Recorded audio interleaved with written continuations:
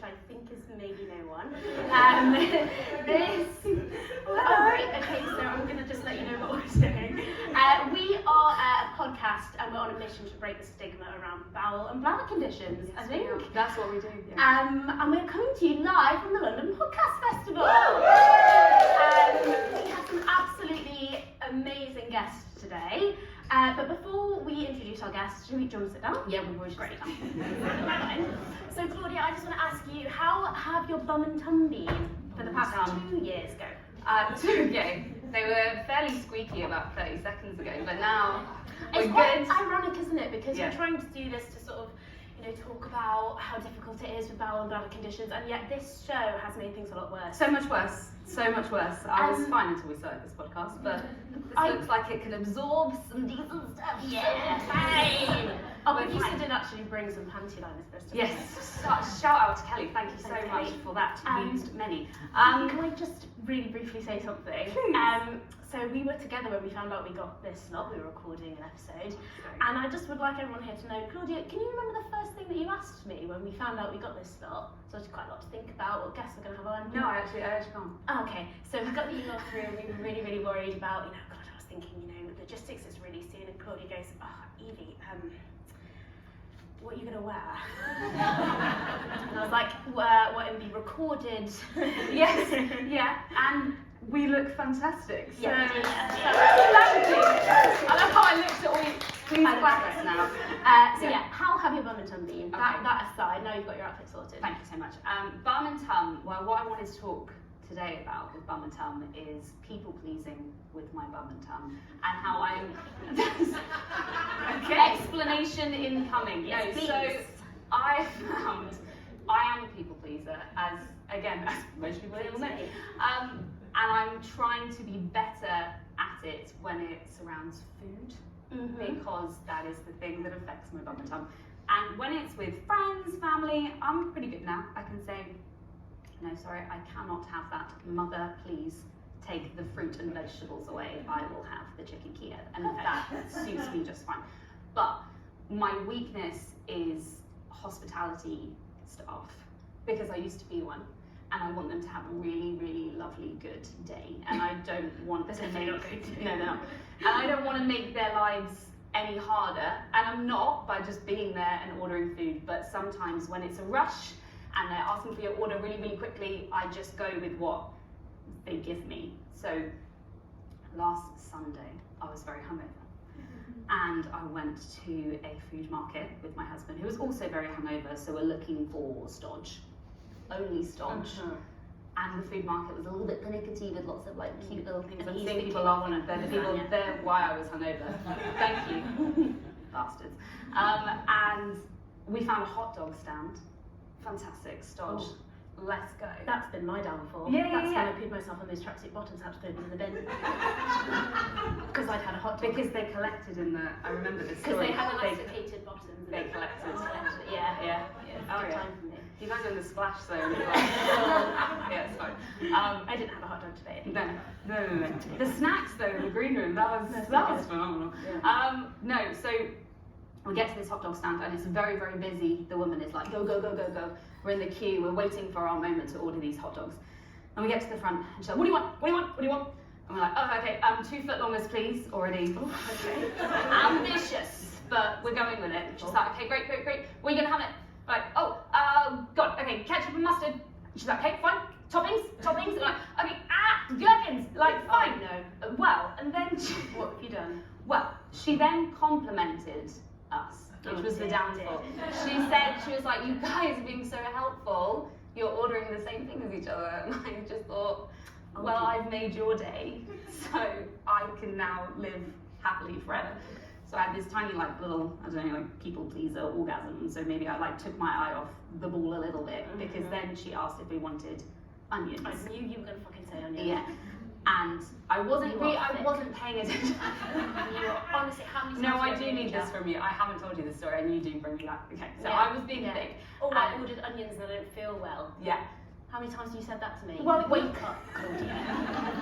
I need you as the little devil on my shoulder going, you are What dumb. do you? Yeah. Think Well, about it. she said onions. I wasn't paying attention. pops the onions on. And then I see it and I'm like, oh shit, because then she goes, cheese. And I then immediately got distracted by the cheese. So I'm like, okay, yes, cheese. She puts it on and I'm like, okay, fine, I'm just gonna pick the onions up, it's not gonna be a problem. But then she comes out with like this cheese, this glove of cheese. It was massive. And she smacked it on top of the hot dog and then flipped the hot dog. And then that gets grilled.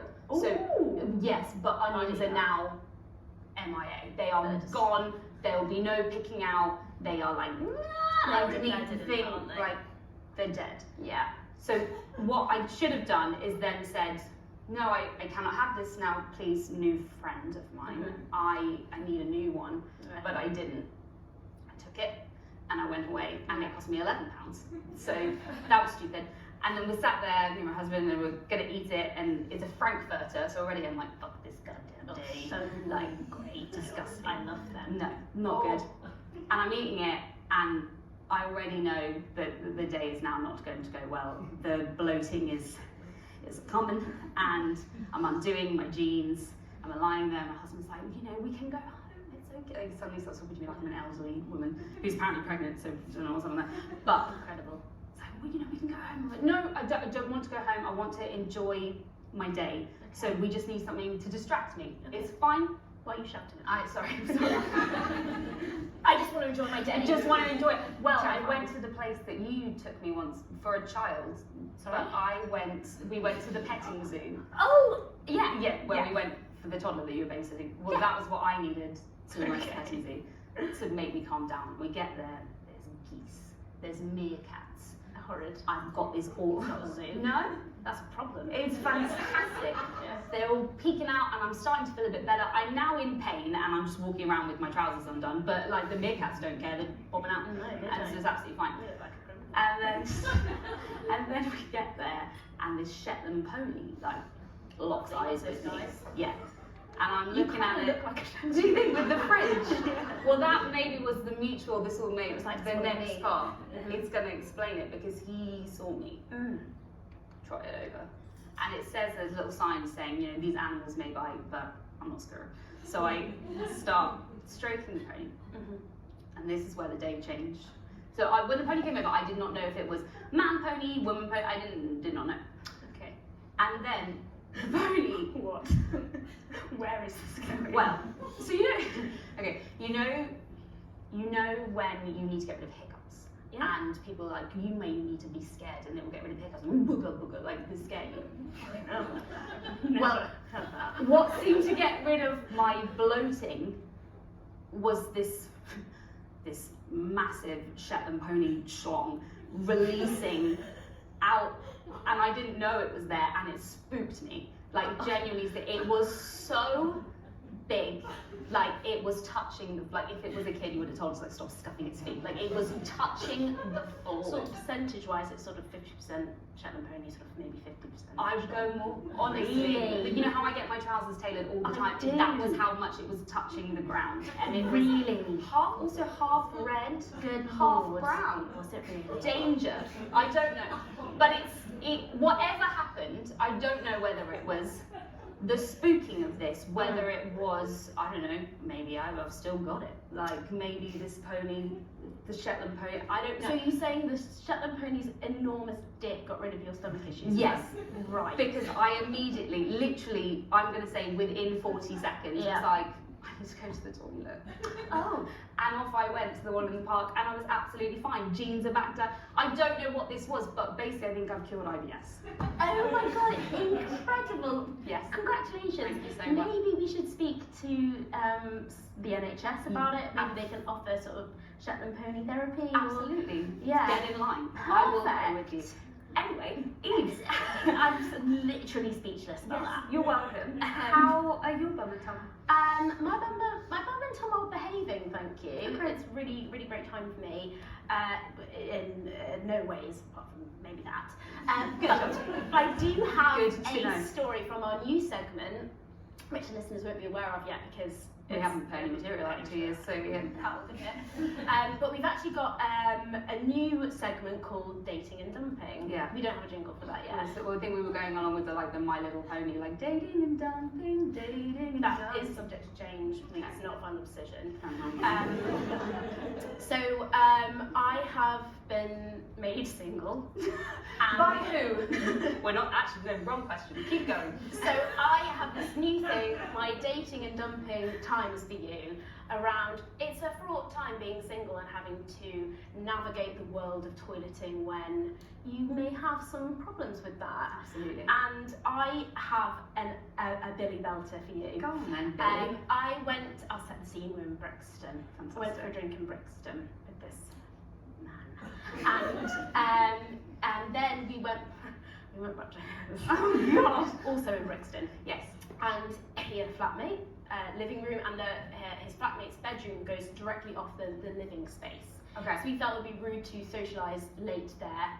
So Sure. we went into his room to have a drink. Absolutely. That's what he said. It was probably silly. You've heard that one before. So we actually can't socialise in here. We've got to get in my bed really close. So the only toilet not available. I think there was a communal toilet, but the closest communal toilet. I'm thinking, do you pay 20p as you go into this flat? What's happening? I don't know, but I'm imagining. Is it a communal toilet? Well, yeah. I'm with you. Yeah. He'll let you off the charge this time. Claudia. Yeah. And the closest toilet was his ensuite. Okay. Oh, nice. But we'd had a few margs and it got things going, and I needed to poo urgently, actually. Yes. And so he was like, "Oh, you can just use my toilet. I've got an ensuite." And I was like, "Oh dear, that's going to be a big old problem because your bed's here." Yeah. And I don't want to do a poo there. What is the flooring situation like? Echo, like, have you scanned the room for potential dangers? What would you mean? Is it sort of acoustics? Yeah, how much? Yeah, absolutely, that's the word. I mean, it wasn't a carpet in the bathroom. Okay, that's what I just don't know. You don't know It these was a people hard- that have en suites. They live these luxurious lives. I don't know whether they're going to have these carpets. I would argue an ensuite is not luxurious. Like, who is doing that to anyone? Why do you want to go to the toilet in your bedroom? Yes, absolutely. I just Okay, hate it, and I definitely hate it because we had three problems then. The first problem was that I needed a toilet. Yeah. The second problem was that I couldn't then be like, actually no, I'm not going to use your ensuite. I'm going to go in the communal toilet because that looked insane. So I had to then go in there, and then I get in there, and there were 3 sheets of loo roll left. I know. And then the problem with that is that you've got 3 sheets, so you know that you get away with a wee. So you can't flag it. Be like, sorry, I've got no loo paper left, because he'd be like, there is a bit there, but it obviously was certainly not enough for what I have in store. So I, 3 sheets easy strikes again. what would you do in that situation? No. Oh, yes. What maybe But not no one one I'll start with that, and then Yeah. and then do it. I mean, obviously that's first protocol is call the police, ambulance, which I'm firefighters. I don't know. Yeah. What? Well, I can tell you what I Okay. did. Yeah, because I'm now stuck. I created my personal B-day situation, and what that involved was getting the cup with the sort of Can we toothpaste. patent this, by the way, before she gets it? Yeah. Personal B-day. Yeah. Tipped the things out, filled it up with water, and did a B-day. You know, my own B-day. Did a B-day. Just did a B-day. Yeah. Because I didn't want to turn the shower on, because I thought I might sound like I would really make myself at home there. Yeah. Had a shower. So then I was very aware of the sort of the now ambience of the room, so I opened the window to let out the smell. Okay. There was a smell. And I used 1 sheet of the toilet paper to make it look like I'd done a wee. I mean, fucking genius. This is phenomenal. And so then I flushed the toilet, was washing my hands, and I looked out of his window and I noticed it was quite a drop onto sort of a concrete car park, and I was like, oh, that's really giving me vertigo, because I get quite my vertigo. Sure. Went back into the bedroom, didn't even fucking think what I was saying, and I went, oh, it's quite a drop, isn't it? In there.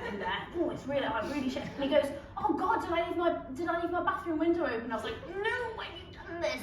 And he was like, God, I better close that. That's probably not very good for security. And I was like, don't go in there. Please don't. It's a new brand of escape rooms now happening. And I was like, please don't go in there. And he went in, and I could tell that he could. How did he show you that he And knew? he Was was it like- the eyes or the nose? He or was the like, I ears? really don't remember leaving my window open. I was like, because I just did it 15 seconds ago. And then he'd close it, and then there's the ambience. It was not sexy. And then in the morning, he was like, yeah, I'd really. I love that it's not sexy, but we're now in the morning. It's not sexy at all. I think he was like, we can deal with this short term, but long term, he was like, I would like to see you again, but I'm going to be working in Italy for a long time now. I was like, Sure, immediately. do we think that that's related to the smell? Well, also, if he can't keep up with you, like, is he not planning on getting any more loo roll between now and your marriage? Like, I what's don't happening? know. Like, He he's needs to just scared. sort it out. But I mean, like, I didn't really have any other choice. Like, what? Because we've probably all been there, haven't we, where we've ended up at somebody's house and we've had to do some kind of bikini wax situation with nail scissors and some dental floss or something, or whatever you can find. You are unstoppable. I'm there thrilled. I think the B-Day was a stroke of genius. I think you're phenomenal. I mean, I love how we're telling our stories. You're phenomenal. I'm shit. But it's the way our podcast goes. That's correct. I'm very, very proud of you. Yeah, anyway, You've not seen him again. Emmy hasn't texted you from Italy, hasn't sent you a postcard. No. Okay. Yeah, that felt great. Well, really glad I said that. To end that drop, I'm going to drop some new guests in. Oh, that's a really good idea. That was so nice. I didn't know how I was going to segue That it. was So I was good. going to bet that, but we tried. Yes. So we have lots of amazing guests for you, 3 to be in fact, and I think it's time to bring out our first guest. Yeah. So these women have quite literally written the book on gut health. They are presenters, DJs, CEOs, fellow podcasters, and now co-creators of their critically acclaimed Channel 4 show, Know Your Shit. Good show. It's a really good show if you haven't watched it. We are ready to be educated, and they have proved time and time again that they are not going to shy away from the job. So can I please present to you the Mac twins, Lisa McFarlane and Alana McFarlane Kempner. And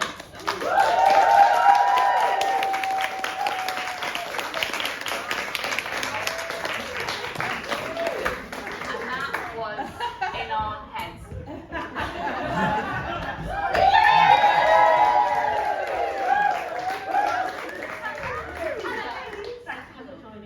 Sorry, it takes me a while to waddle around.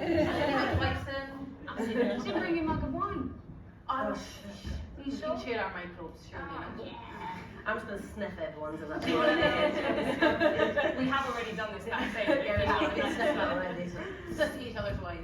Ladies, welcome. Thank you so much for joining us. Thank you for having us. So we ask all of our guests how their bums and tums are doing. Lisa, shall we start with you? How's your bum and Not how's your well. tum? Not well. Not well. Yeah, we're not well. I'm terrible. Yeah, no, actually, what I hadn't anticipated getting pregnant is redoing the gut health journey again. Because I didn't poo for like the first trimester. Then now you can't stop it because there's a whole massive head on my bowel. So yeah, it's all a bit much right now. It's a bit much. Yeah. But we're getting there. Yeah. I think I'm in quite good bowel health. Yeah, I think so. Yeah, not been tested in a few months, but yeah, I think A-okay. That was great news. So I just one big massive poo a day. Yeah, I have been. I mean, we're just diving right in. Just guys. go Is that all right? straight. Yeah. Welcome. I have, before even getting into gut health, I have been slagged from a very young age about how big my poos are. Who's looking? Who's checking up on Well, you? basically when you go to campus, like in primary school, it was Land and Leah in our cases and it was Scottish, and that's where everyone went. What the most niche reference that ever been mentioned on A podcast, yeah, Land and Leah. And I did a poo and then it also didn't flush because it was like the fucking Titanic.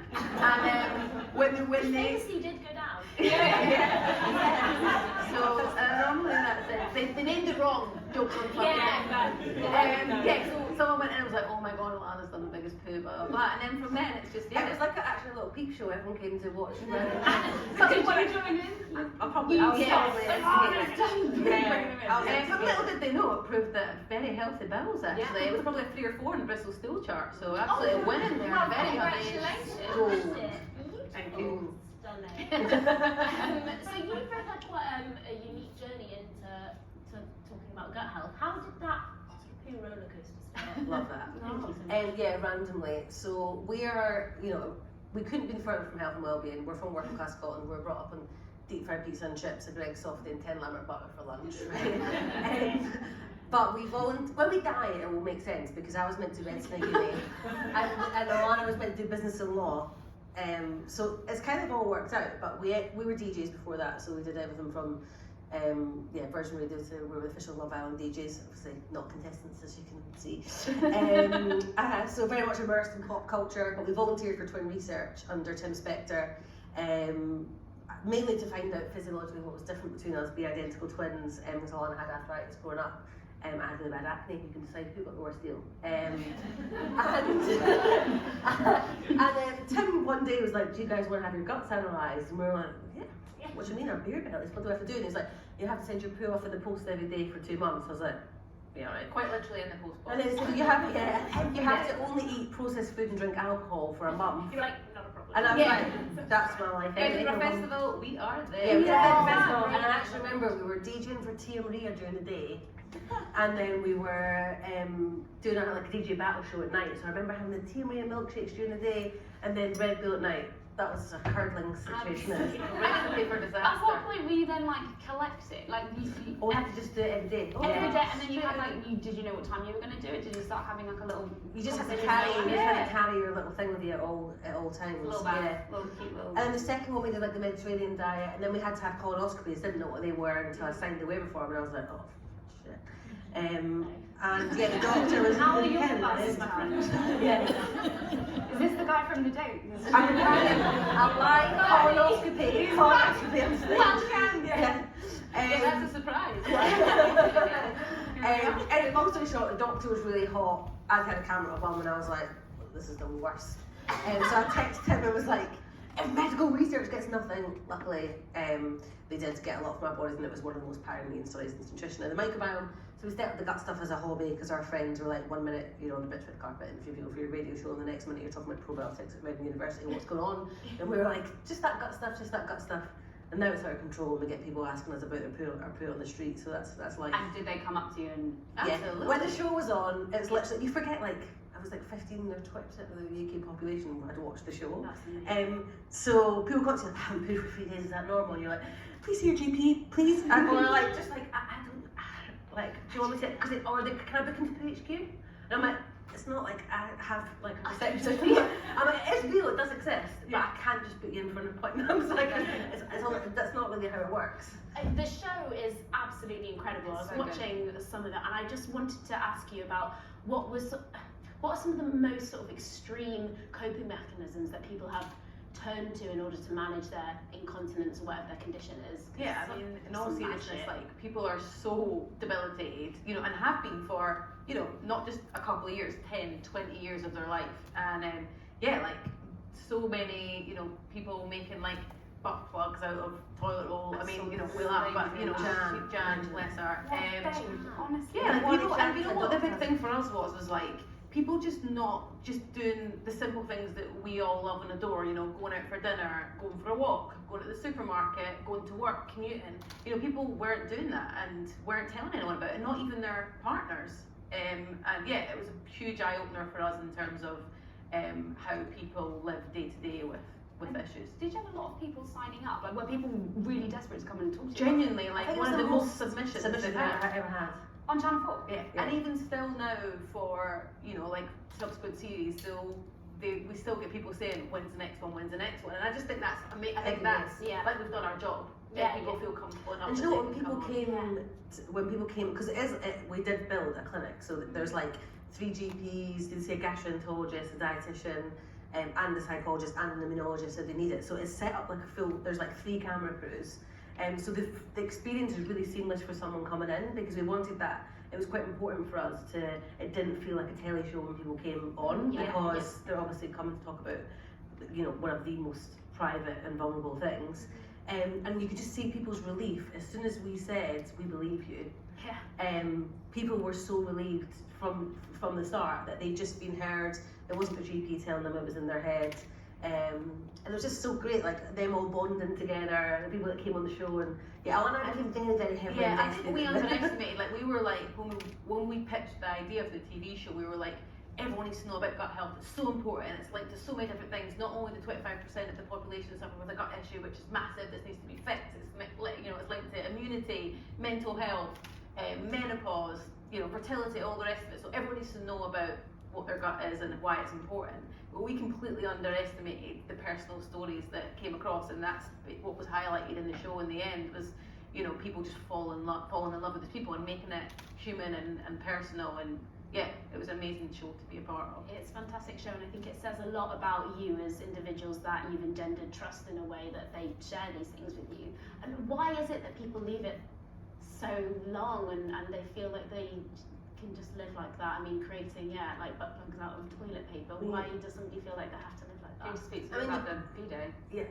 Why do some people turn to such drastic measures? Yeah. I think obviously the poo taboo is real, so people don't want to go to the GP that they see for, you know, a skin thing or for their child's cough or whatever. They don't necessarily want to go and talk about that. I also think the second part of it is that people don't know how to articulate the problem because we've normalised being constipated, having diarrhea, not going to the toilet for a long time, going to the toilet too much, that people don't really know what's normal, and what's not, and how to articulate that. And also, you know, our NHS is obviously really strained and it's been built with that gap. So unless you have a very serious digestive issue and you go down that route and you refer to a gastroenterologist, you'll be put down that route, but they won't necessarily give you lifestyle interventions to try or talk about diet, or, you know, and I just think there's just a big massive gap there. So I think a lot of people have fallen down the hole, unfortunately. I think you guys also branded it in a very cool way. Like pink poos across these like London bus stops just looked like something I wanted to Instagram. Like that, you nailed it. But some people, like the predecessors who have tried to bring science into pop culture, particularly around gut health, I'm thinking of like McKee. You know what I was coming Everyone from. related to her, by the way. Oh really? Yeah, I'm like, it's just like a second cousin. It's like, We can find that out. That could be our next podcast. exactly. Like, who do you think you are? Yeah. Very cool. Yeah. Are you related to Gillian? Yeah. We'll I'll find find you. out for a poo then. Yeah. Well, maybe she can do that with her Tupperwares and literally start doing like family Exactly. trees, you know, whatever. Yeah. But like the way that she presented it was really targeted quite aggressively at people. Like, Shameful. look what you've Shame. done, and now I'm Yeah. gonna bring out my Yeah. Tupperware and And throw she'd and she'd smack. look at the poo and go, that's disgusting. And you'd be like, well, you've got to wear a shit. Like, what do you expect? Yeah. And also, like, what? And for me, I just think, you know, like, well, we never showed poo once in the show, which we didn't have to. You know, that wasn't the purpose. And I think the shameful thing is terrible, and that was just handled very badly. But like, we were like, you know, how it's never been done before, speaking about, you know, a clinical issue in this pop culture way. And that's, we always say the gut stuff, like, we're not competing against other people in the health and wellness world. We're competing against Nike and Ariana Grande, you know, for people's attention. Like, Yeah. how can we you have to make it entertaining, and you have to make it accessible for everyone.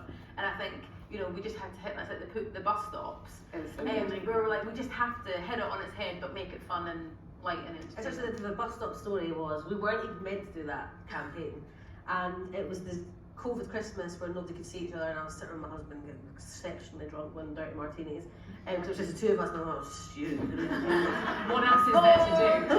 And they phoned us and said, oh, we're going into, I think we'd known we were maybe going to go into lockdown, and we were like, we just paid for this massive out-of-home campaign, and I was like, oh my god, and they wouldn't let us do. I think I was calling out other brands, We were calling out bullshit, skinny detox teas teas. and stuff like that, and the lawyers were like, you can't do that on bus stops, and I was like, what are we going to put? I was like, first thing, no one's going out, we're paying for this, and no one's like, we cancelled the campaign. But my husband was like, he does work in advertising, but he was like, why don't you just put the poos on the bus stops? And I was like, what? And he was like, we'll make them look really nice.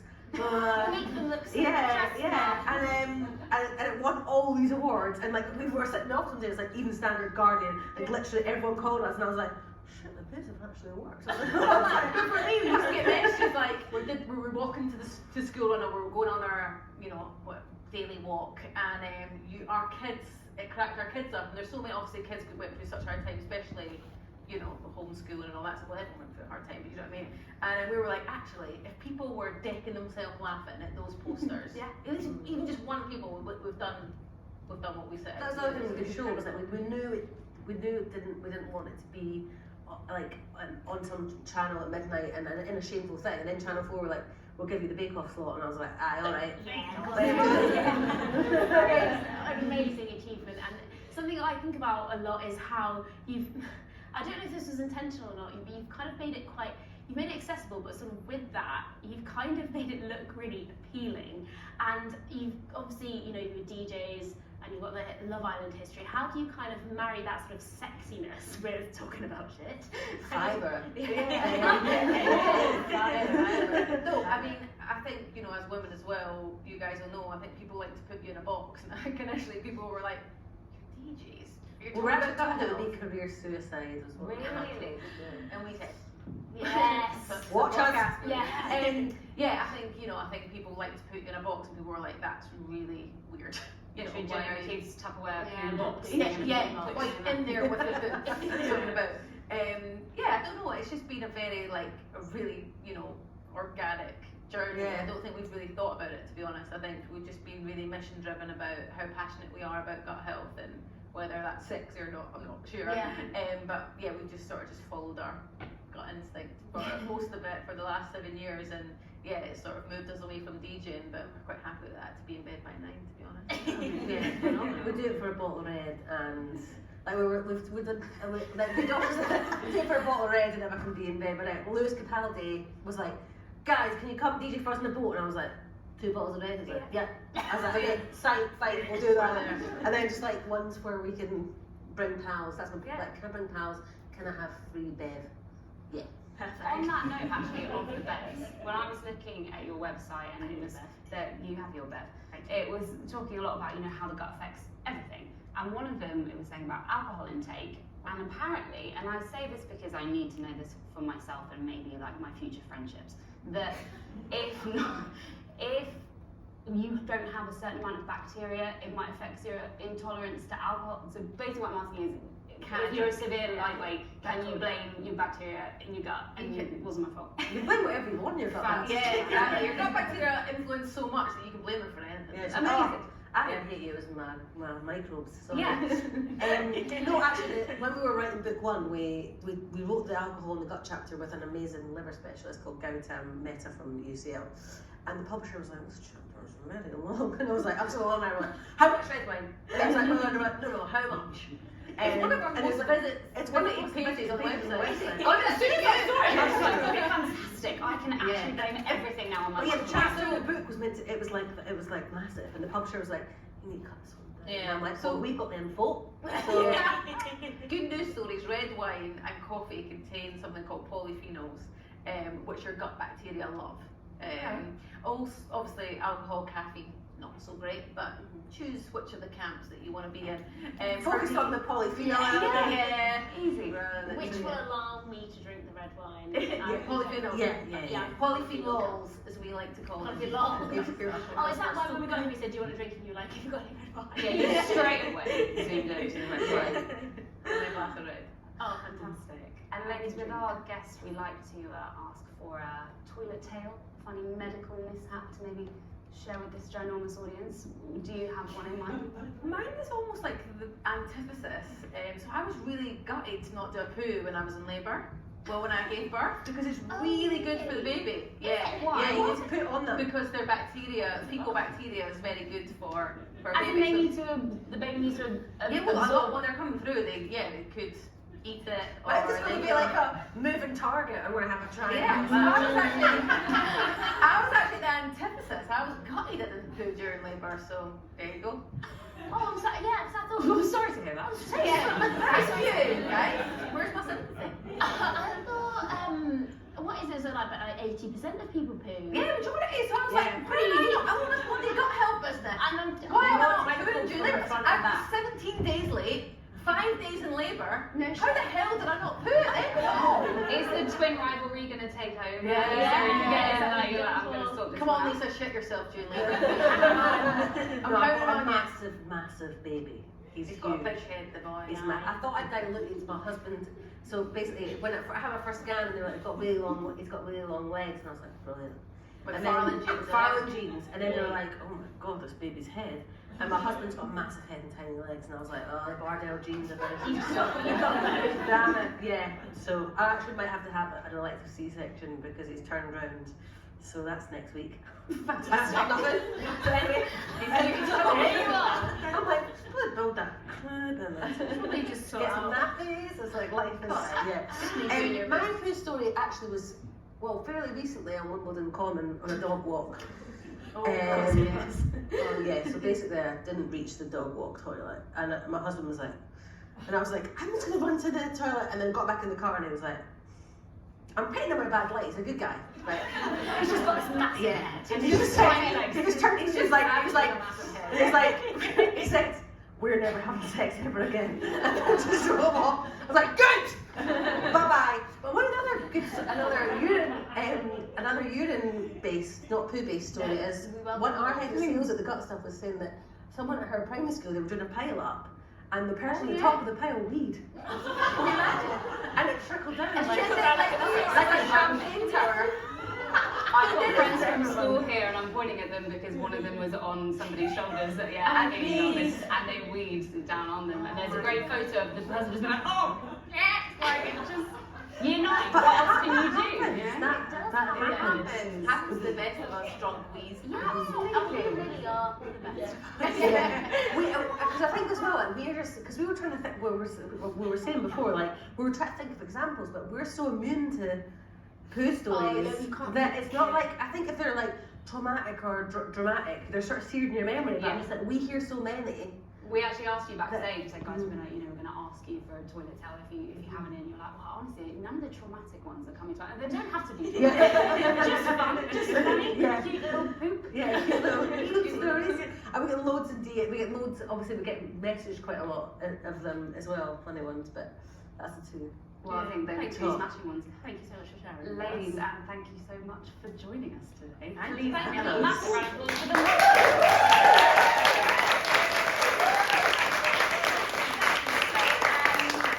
Our next guest is Sarah Mills. Sarah Mills is an award-winning writer, actor, comedian.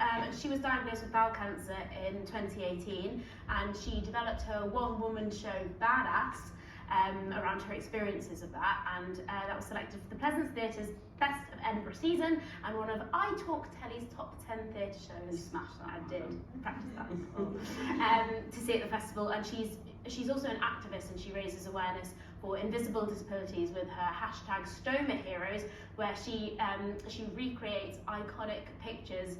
Most notably, I think, Miley Cyrus on the Wrecking Ball, displaying her stoma bag. So please do welcome Sarah Mills!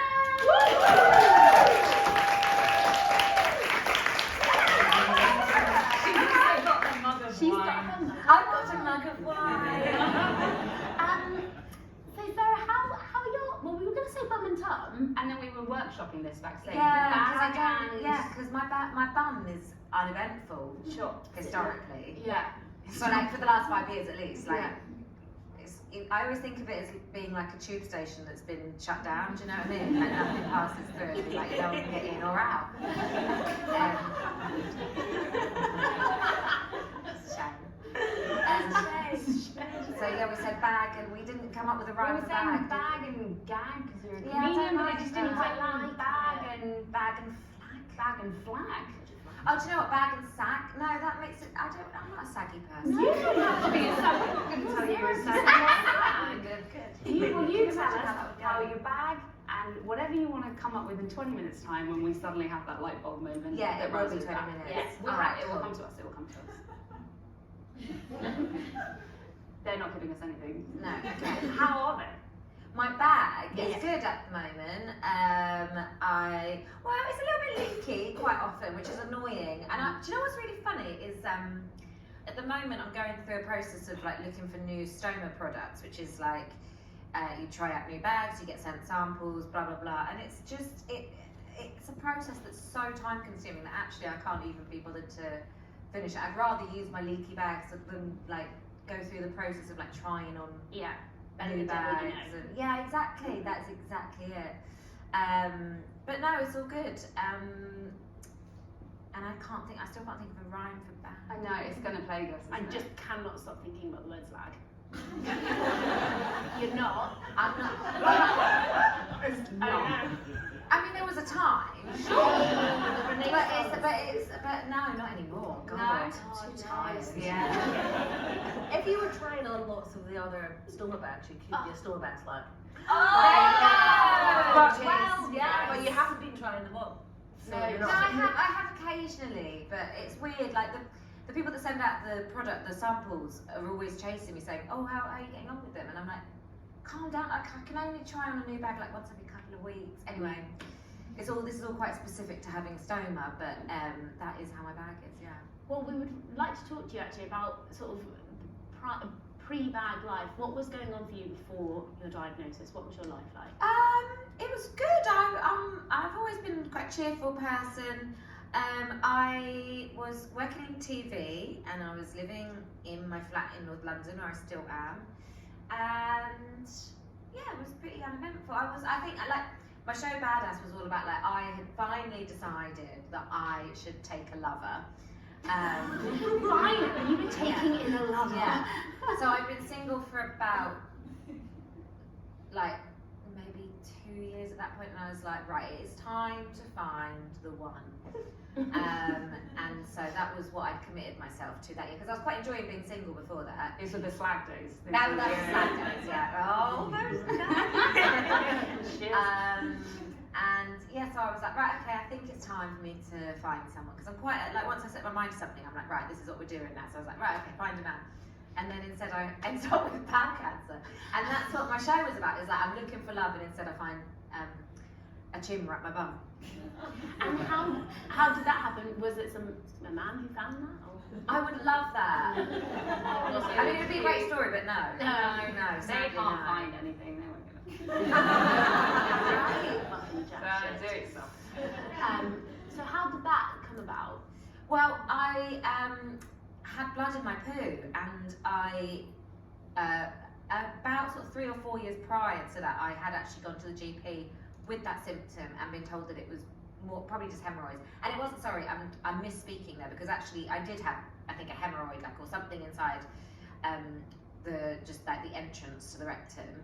And so they were like, oh, we can feel a hemorrhoid up there, that's why you're bleeding in your poo. And obviously it wasn't that. I mean, it possibly was that as well, but I definitely had bowel cancer at that point. So then I sort of went away, and every time I saw blood in my poo, I was like, oh yeah, well, I know what that is, that's the hemorrhoid up my bum. And then, but it just got worse and worse. But what was really weird was, I didn't see it again. It's weird how your mind plays tricks on you. Do you know what I mean? Because I'd been told it wasn't anything to worry about, I stopped really seeing it. Yeah. But it got so bad, there was so much blood. It's like a horror movie. So there was, one point where I was just like, no. It was like I suddenly woke up. I was like, whoa, hang on, why am I ignoring this? This is not right at all, Sarah, come on. And so that's when I rang 111, the non-emergency number, and they said, oh yeah, you should go to A&E within 6 hours or something. Crazy.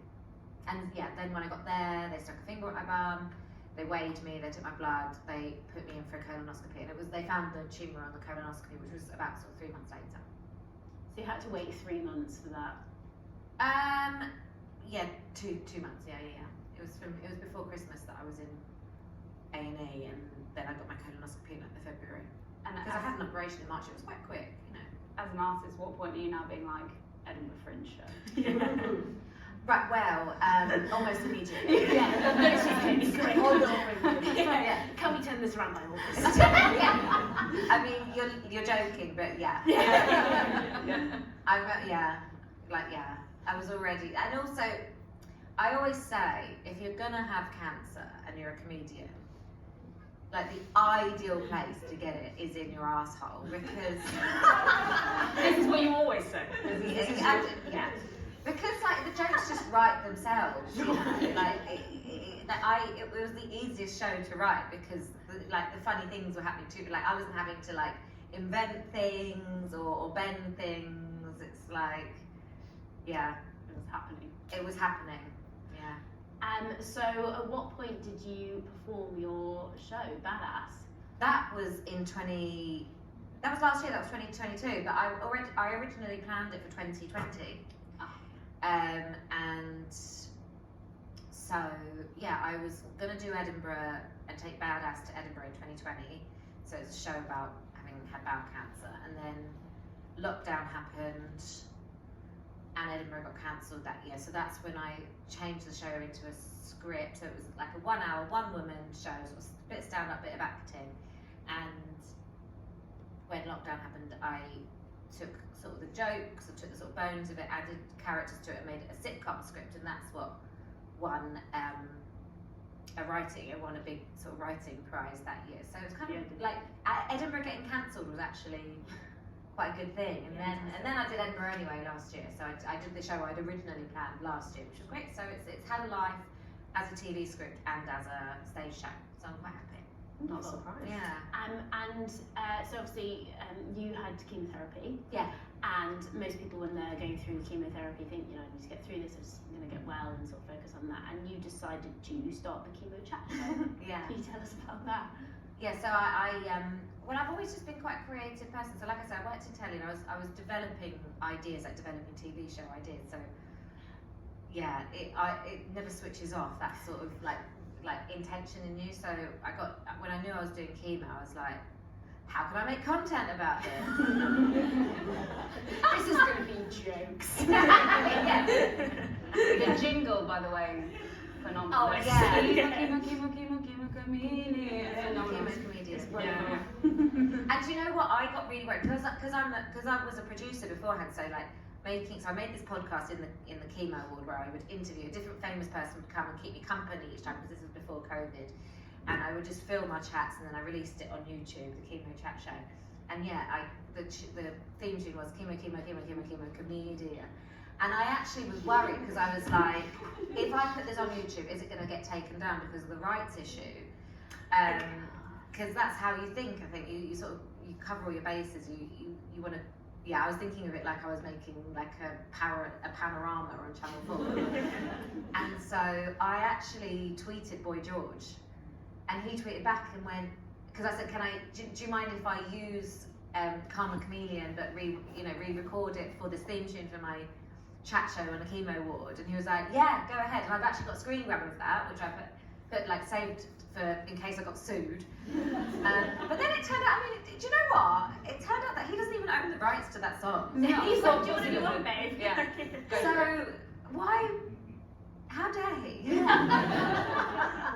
He lulled me into a false sense of security, and now I'm still open. I might be. This might be it. This might be the thing that like cues the rights owners to that song into it, and then Can we just edit out Claudia singing that? The chemo. Yeah. Yeah, we don't want to Sing get it again. Sorry, I'm so sorry. You're allowed to parody things. Okay, yeah, fine. It follows the gut stuff. It's obviously in the guts. Yeah. Easily, yeah. It's obviously good. So you're probably up for it. You better. That's number one. Oh, it'll be fine. I'm not worried for you. It's going to be absolutely fine. Not for that We'll all reason. chip in for the legal fees. Yeah. Everybody here is now liable. That's Everyone's liable. Everyone's liable. Yeah, sure. Sarah, we also want to talk to you a bit more about your activism as well. Yeah. Because you wrote an open letter to the then Prime Minister Yes, I did. Boris Johnson, and you sort of spoke about how the universal credit system sort of letting down. Yeah, I think actually the open letter was about the nursing crisis.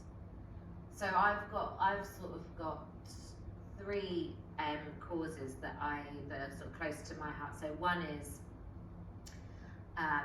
that the universal credit system and the benefit system in general isn't fit for purpose anymore. So I have at times been on job seekers, and then when I was diagnosed with cancer, I signed on to universal credit. And because I wasn't able to work, I went into hospital. Recovery was about 2 months. I'm freelance, so I had to sign on. But I signed on because of the health condition. But under the universal credit system, you all get put in the same box. So it used to be that you could sign on, and you could sign on for ESA if you were signing on for a health condition, and JSA if you were signing on because you're a job hunter. And now they all go through the same system. And yeah, so I've just been, well, the whole thing has just been like a catalogue of errors, disasters. I got, because they have you under, they have you in the same box, like I say. So my job coach would occasionally like get in touch and be like, "How's the job hunt going?" And I'd be like, "I'm not. I will go back." And at one point, I actually got offered like a very small sort of part-time job while I was recovering from a big operation, a couple of years after the cancer diagnosis. And yeah, I went to report this to my job coach at the Department for Work and Pensions, and they basically said to me, I said, I'm being offered 10 hours a month. That was all I was being offered. So it was an old friend who got in touch and said, will you come and do some development work for me? 10 hours a month, that's all we can afford to pay you. And I was like, listen, that actually, while I'm sort of recovering from this huge operation on my belly, that sounds great. and then I can use that to like pivot back into working full time when I'm able to, you would think that the job centre would love that and be like, yeah, great, go out, make some money. You know, you're allowed to work, I think, 12 hours a month in Universal Credit, or they've got a cap of like you're allowed to take in £290 at the time. But all I got back, I was literally saying to the job centre, is it okay if I do this? I just want to make sure I'm not going to get into any trouble if I take these 10 hours a month. And all they kept saying back to me was, if we find that you are deliberately limiting the hours you're working, you might be liable to be charged with benefit fraud. And I was like, no, I'm literally asking you, am I going to be charged with benefit fraud if I do? Like, I'm trying to make sure I'm not committing benefit fraud. That's why I'm asking the question. And the conversation just went round in a circle with my job coach on the email, just emailing me back saying, yeah, I can't really advise on that, but all I can tell you is that if we find that you're limiting your hours, and I was like, first of all, you can look at my notes and you can see that I'm on this Universal Credit because I'm for health reasons. And second of all, I'm not deliberately limiting my hours. Like, no one's offering me more hours. Like, this is the only thing that's on offer. It was so strange because it was like, okay, well, it nearly pushed me to a point where I was like, well, I'm going to have to turn down this work because I can't get a clear answer.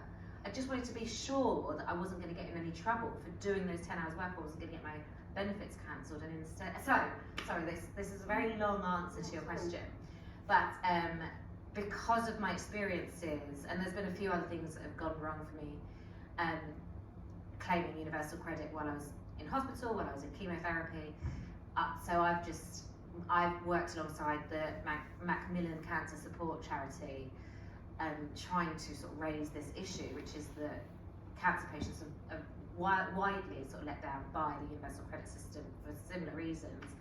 And we actually went into Parliament in 2019, and I addressed the Secretary of State for the DWP on this, and was just saying, you know, it needs to be fixed, and it's just it doesn't make sense. All these man hours trying to. You know, this conversation with me that my job coach was having, is she having like hundreds of conversations like that where she's just trying to be like, to quibble with you over 10 hours a month, over £300 a month, like, it's so punitive to everybody, and it's especially damaging to cancer patients. And so, yeah, so I've just always been very open about my experiences and sort of try to keep banging that drum. So yeah, mainly with the charity, just keep going back and talking about it, and like, basically trying to get them to redress the whole Universal Credit System, because it just isn't fit for purpose. And did you get any sort of human response back? Have you heard from lots of people in similar situations? No, of course not. No, and I feel like when I actually was so I went to the House of Commons, and it felt, you know, I remember saying to the department, to the Secretary of State for the DWP, so one thing that had also happened was that I'd actually had to go into the job centre one time, which I think was also a mistake, because if you're signing on for health reasons, you shouldn't have to get dragged into the job centre. But I think an error had happened in the system, and because you know that if you don't turn up for those appointments, your benefits get stopped. So I got this letter through the post, and it's only like 20 minutes from my house. So I thought, okay, obviously I'm going to do the appointment. I can't afford not to. So I dragged myself down there. But when I got there, my stoma bag was leaking, and they wouldn't let me use the toilet. They would not let you use it? No. Even when did you explain? I was like, I'm literally signing on. I've started my claim since my diagnosis of bowel cancer. I've had a stoma, I've had a bowel resection to treat the bowel cancer, which resulted in a stoma. This is all in my notes. I'm here because of this thing has happened. I've got a leaking bag right now, and they wouldn't let me use the toilet. They were like, the toilets at the library, it was only 3 doors down, but still, they'll let you use them. And then I went up to those toilets, the ladies were shut, I had to use the gents in the public, and I had to wait while a man came out of the ladies because the gents were shut. So I was waiting. Oh my God. While my bag was leaking, and I had to have a conversation with them where I was like, okay, but my appointment starts in 5 minutes. You're sending me how far down the road? I didn't know where this library was. I was like, how far's the walk? Okay, well, it's going to take me 10-15 minutes to change my bag. Are you gonna sanction my account? Are you gonna allow for this delay? Because I'm here now, but I have to go and address this bag leak, and you're telling me I can't do that in this building. So are you gonna let me still have my appointment when I'm back here in half an hour? And they said yes, but the fact that I had to have that conversation is like mind blowing. So I said that when I went into, we had this, basically Macmillan did a whole lobby on Parliament in 2019 about all of these issues, about basically saying universal credit is letting down cancer patients. And I said this is what had happened to this guy who was running the DWP, and he basically said, oh yeah, that we do let clients use the blues at the job centre, that's not policy. And I was like, well, I was not allowed to. And I'm fairly certain that historically they have prevented people from using toilets. I mean, so he was saying, no, that's not our policy. But I was like, well, in my experience, it is your policy, because I had to go and use the gents in the public library in Hoxton High Street, whatever it was. Insane. Insane. What needs to change? Well, I hope, do you know, I haven't actually checked in more recently to see if that policy has been eradicated or not, so I don't know if job seekers are allowed to use the toilets at the job centres. I think because he was happy to go on record to say that, I mean, he might as well give him too much credit, I guess. I just think that our entire thinking around the benefit system needs to change, because I think, you know, like I say, so much effort is put into clawing back minuscule amounts of money. In the scheme of things, minuscule amounts of money. Of course, people do commit benefit fraud, but it does not in any way justify or even equal the amount of money that's spent trying to catch them out. You know, that there was someone being paid to sit at a desk and basically try to catch me out when I was trying to get back into work, but still, I wasn't trying to get away with anything. I was saying I've got 10 hours being offered to me. I also, you know, I can't afford to take that and live on that if you're going to cut my benefits. But as I understand it, I'm allowed to do both, and I couldn't get a clear answer on that. Someone's being paid to have those conversations. That's such a waste. That's all that, when we talk about, like, you know, I pay my taxes and it shouldn't go on people lying and people cheating. I mean, that's where the discrepancies are. In a huge workforce dedicated to trying to scrape away, like, literally pennies in some cases from claimants, when the vast majority provably are not benefit fraudsters. It's just crazy. So I think we just need to, do you know what I think the first answer would be, is to stop calling them benefits. They're not benefits, my God, like, I didn't, you know, it was literally just to allow me to survive while I went so through. lucky to have this benefit. Yeah. Yeah, thank you so much. I feel really benefited right now. I'm so glad I can buy bread. I would not buy bread. I would poo myself. in the waiting room, let the bag leave. All Yeah, over do you know what? the Sometimes I work. feel like I should do a dirty protest. I should have just Absolutely, like, you should. I should have just like planked the floor. Yeah. Just rub it, just smear it everywhere. There you go. That's your benefit. Absolutely. Say thank you. Obviously, thank you so much for your time. Best wishes. Yeah. And speaking of your bag, you have this fantastic hashtag, hashtag Stoma Heroes. Yeah. Can you tell us a bit about what that entails? Yeah. So I again. have a few personal highlights. Oh, I love that. That's kind of like someone saying to me, "I've got a favourite album of yours. I was a rock star." Yeah, it is. I can see that as well. I don't have any albums though.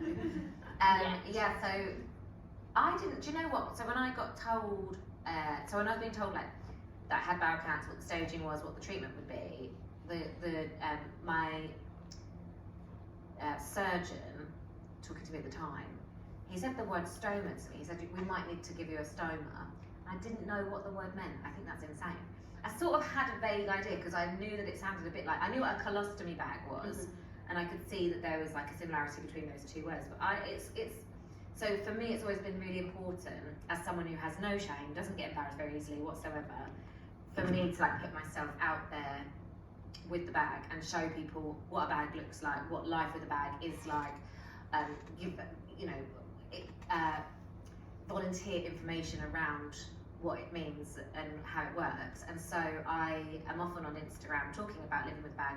And one thing I've done, because again, just to keep having silly ideas, I made a photo series, Stoma Heroes, where I find like kind of iconic images and recreate them, but with the bag in shot. So like I've done like a Bond girl.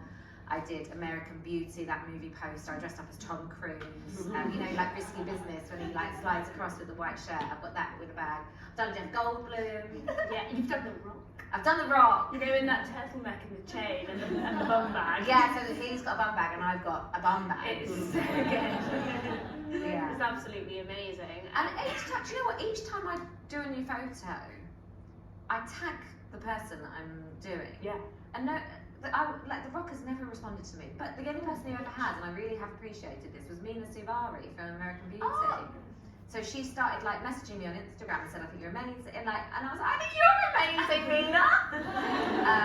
So yeah, So she's literally the only person I think who's ever acknowledged it. I mean, I do, you know, I'm not necessarily moaning, and I don't think I'd want Tom Cruise necessarily to turn up in my Instagram Maybe inbox. not Tom Cruise. But I would love The Rock. Oh, Great. Because also I talk about him in my show as well. I say, you know, I was looking. I think I've got like a joke in there about like how I was looking for my perfect man, and hopefully it would be The Rock. And then I bring up a picture on stage of like me and my wedding day to The Rock, and it's to scale, and he's like twice my size. We were actually talking about this when you arrived. You were Oh, so yeah. happy to see me and Evie, and they're like, "Oh my god, You're there's shorter than shot." me. You are shorter than it's insane. I've never experienced this Well, before. welcome. We wanted to make everybody feel at home, so that's what we did for Can I you. just interject before you arrived, you sort of going through the questions we're going to ask, and you thought that Sarah was getting hate from Adam Levine. Oh my god, so I had a question and it literally just said, what the fuck is wrong with Adam Levine? Because I thought he'd like sent you the message, which apparently is a famous meme that I haven't seen. I thought he'd been rude to you about your stone bag, and I was ready to cause hell, and then I just quickly ran it by Evie and she was like, "Oh, you poor sweet." So No, I mean, I do get trolled. It doesn't bother me, but I do get trolled. But I have never been. I don't know if this is a badge of honour or not, but I have never been trolled by Adam Levine. Well, that makes one of us. Have you ever had an affair with Adam Levine? No. I would not. Come Would you on, not? everyone. It's like being in the Sugar Babes. Everyone's done it at some point.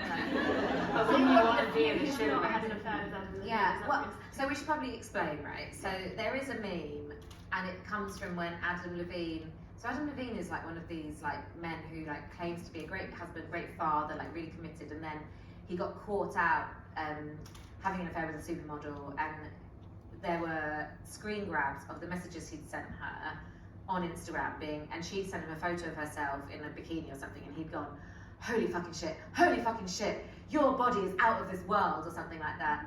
And so everybody then started your making... body's absurd. Absurd. That body That's of the one that yours you is tagged because I absurd. thought he was being rude to you, and I was about to go really angry at Adam Levine. I mean, do you know what? I'd rather he was grossed out by me than that was like something he was saying. He actually fancied me. He was saying that body of yours is absurd.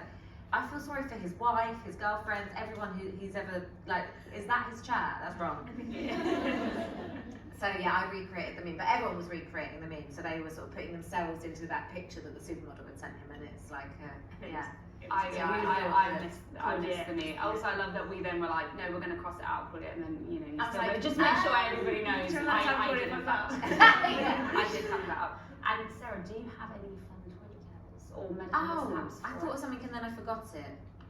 That's okay. I just, as a person that uses disabled loos, I think I need to vent more than anything else. Go Is that for it. okay? Take the Fantastic. floor. Fuck Adam Levine. So I have, at least once a year, been given evils to by someone waiting to change their baby. Do you know what I mean? Because I think, again, I want to change the universal credit system, and then after that, I want to change the fact that we have disabled loos that are often folded in with baby changing facilities. Like, what's that all about? Because, so I have come out, like I've said, I've gone in to use a disabled loo so I can change my bag, which you do need all that space to be able to change a stoma bag. And then, yeah, come out and been given evils because a family has had to wait for me to finish so that they can change their baby's nappy. It's like, why am I fighting? I don't know why it's between me and a baby. First of all, that baby doesn't pay taxes. That baby, you tell that baby. That baby's gonna lose anyway. Yeah. Between you and a baby. Yeah, but I just don't, it doesn't make sense. Why are we, it's such a weird situation for disabled people and babies to be like, fighting for It this sounds like a news sacred like show that's space. on like midnight. Channel Channel 4. four. vulnerable society. That's like Channel 4 written all over it. Yeah. I'm not not sure just a if comedy I'm sketch commissioned, actually. Please, Yeah. It should be like a high noon thing where I'm like, it's just focused on my eyes and the baby, and it's like, who's going to get to the toilet first? It's always me, because I've got legs I can use, baby. That makes so dumb. Come back to the walk thing. Yeah.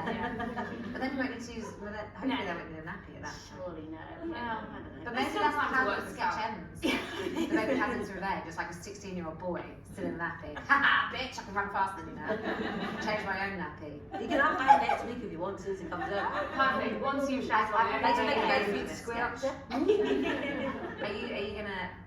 Is it gonna be a stage baby?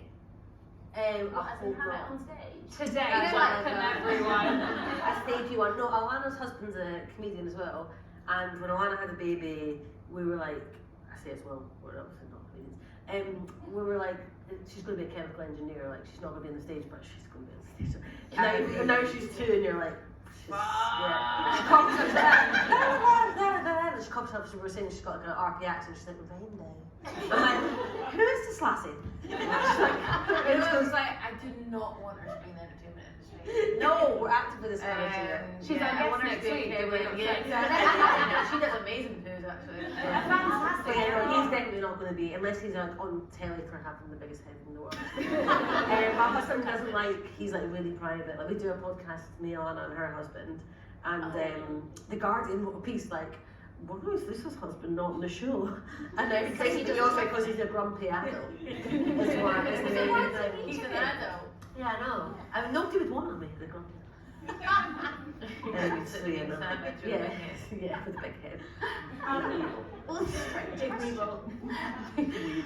Well, thank you so much for sharing today with us, Sarah. Please give it up for Sarah Mills. Every episode with one of our. Well, we used to do turd tales. Yeah, but Now we do toilet tales because the turd's too specific. I just didn't like constantly putting like turd tails and then my mum liking it, and I just found it. I just wanted the Sorry, Claire. Sorry. We have had a toilet tale sent in to us by one of the listeners.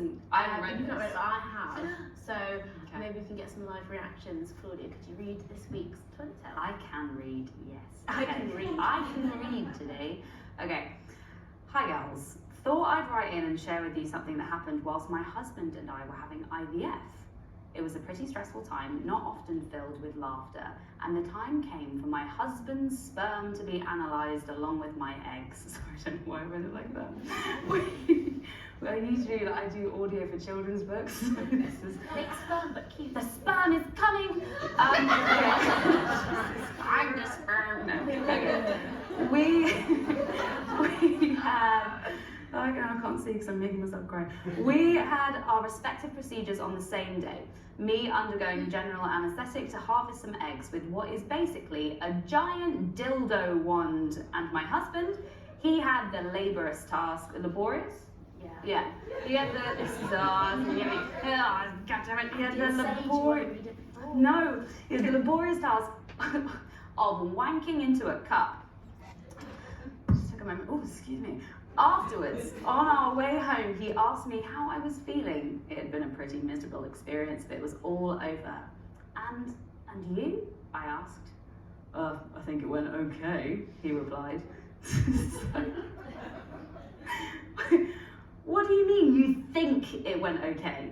He went on to explain to me that his deposit was ready slightly earlier than he had been anticipating, and he didn't have the sample pot quite ready in time.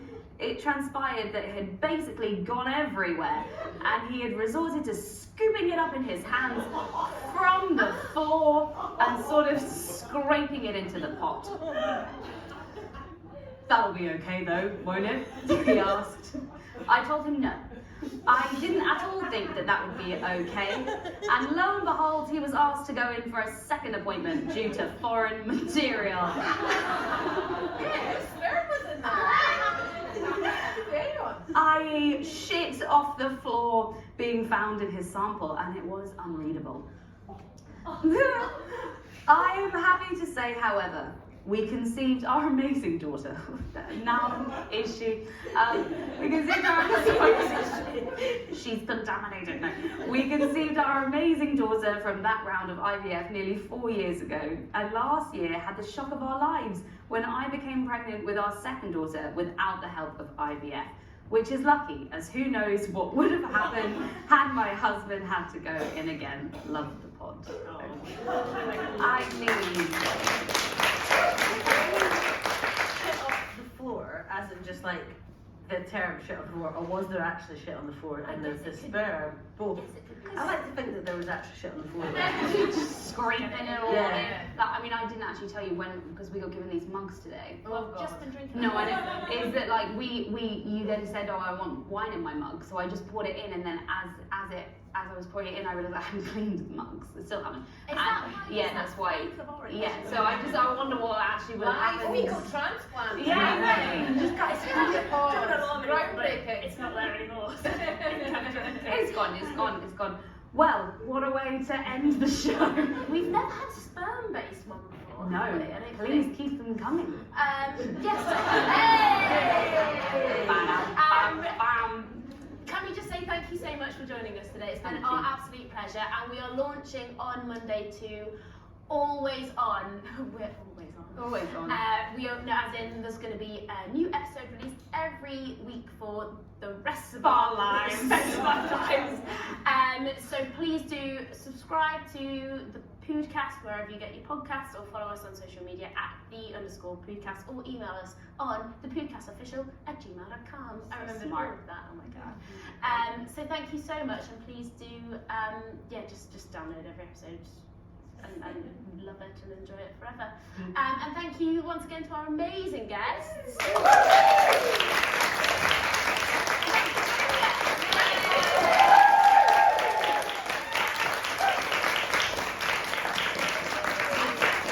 Jimmy bow. I don't know how this ends, because No. usually we just press stop. Yeah. And then we just go, We can scuttle off. Yeah. Should we go to the bar? Yeah. Let's go to the bar.